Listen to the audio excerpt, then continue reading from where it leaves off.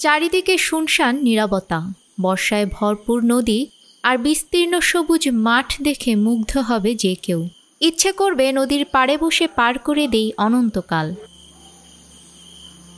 তবে এই সুন্দরের মাঝে যে ভয়াবহতার গল্প লুকিয়ে আছে তা দেখে ঠাউর করার উপায় নেই কারো। কুলকুল করে বয়ে চলা এই নদীর বুকে সম্প্রতি বস্তায় ভরে ভাসিয়ে দেওয়া হয়েছে দুটো অবুঝ শিশুর লাশ। হৃদয় বিদারক এ ঘটনা হবিগঞ্জের আজমিরিগঞ্জের বদলপুর ইউনিয়নে। ঘটনাটি 29 জুনের। ফুটবল খেলা শেষে পুকুরে গোসলে নেমে ডুবে যায় 7 বছরের শিশু প্রলয় দাস ও 6 বছর বয়সী সূর্য দাস। পরিবার চেয়েছিল শ্মশানের একপাশে মাটি চাপা দিয়ে রাখতে, কিন্তু সমাজপতিদের চাপে পড়ে শিশু দুটোর শেষ ঠিকানা এখন কালনী কুশিয়ারা নদী।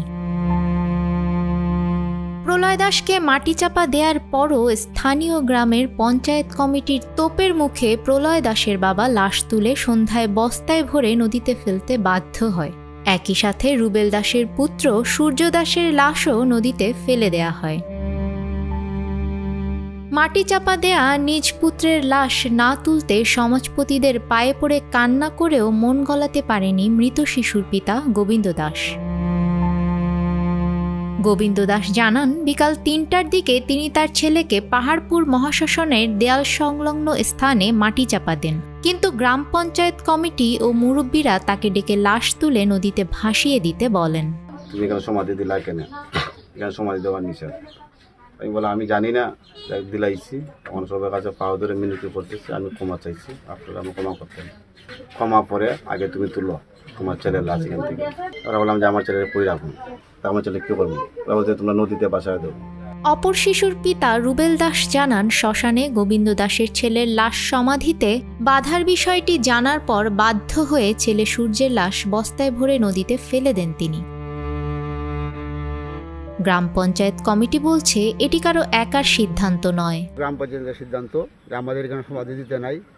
আর যারা বলছে হুমকি টুমকি, আমাদের গ্রাম থেকে কোনো জনের কোনো হুমকি টুমকি আসে নাই, এটা আমরা কইছি, মানছেও তারা। ঘটনাটি অমানবিক উল্লেখ করে বদলপুর ইউনিয়ন পরিষদ চেয়ারম্যান বলেন, শ্মশান মানুষের সৎকারের জন্য তারা নিরুপায় হয়ে ওই শ্মশানেই তাদেরকে সমাধিত করা হয়। তারপর পঞ্চায়েত কমিটি যারা সেখানে গিয়ে তাদেরকে আপত্তি দেয়, এমনকি সমাধিত করার পরেও তাদেরকে এখান থেকে উঠিয়ে নেওয়ার জন্য বলে। মৃত যে ছেলেগুলা তাদের বাবার দাবি কমিটির লোকজন বলছে পানিতে ভাসিয়ে দেয়। আজমিরিগঞ্জ উপজেলা পূজা উদযাপন কমিটির সভাপতি বলেন, নিরীহ মানুষের সঙ্গে ক্ষমতা প্রদর্শনে সমাজপতিরা যে সিদ্ধান্ত নিয়েছে সেটি মোটেও কাম্য নয়। গ্রামের যারা মাতব্বর তারা তাকে ডাকে নিয়ে তাকে চাপের মাধ্যমে মাটি থেকে উত্তোলন করে তাকে বস্তায় ভরে বাচ্চাগুলোকে পানিতে বিসর্জন দিয়েছে, যেটা খুব অন্যায়, অমানবিক কাজ। বিষয়টি অত্যন্ত দুঃখজনক উল্লেখ করে উপজেলা নির্বাহী অফিসার বলেন, এ ধরনের কোনো ঘটনা ঘটলে সবার আগে প্রশাসনকে জানানো উচিত। যে দুটি শিশু মারা গিয়েছে তার ফ্যামিলি মেম্বারদের সাথে কথা বলেছি, এলাকার লোকজনের সাথে কথা বলেছি। এই ধরনের ঘটনা যেন ভবিষ্যতে আর কখনো না ঘটে এই বিষয়ে সবাইকে পরামর্শ প্রদান করা হয়েছে। এই ধরনের কোনো অনাকাঙ্ক্ষিত পরিস্থিতির সৃষ্টি হলে আমাদেরকে জানানোর জন্য অনুরোধ করেছি। এ ঘটনার পর থেকে বিষয়টি নিয়ে এলাকায় তোলপাড় সৃষ্টি হয়েছে। এখন পর্যন্ত আইনি পদক্ষেপ না নেয়ায় এলাকাবাসীর মধ্যে চাপা ক্ষোভ বিরাজ করছে। আজমিরিগঞ্জ থানার ভারপ্রাপ্ত কর্মকর্তাকে 1.5 মাসের মধ্যে তদন্ত প্রতিবেদন দাখিল করতে নির্দেশ দিয়েছেন আদালত।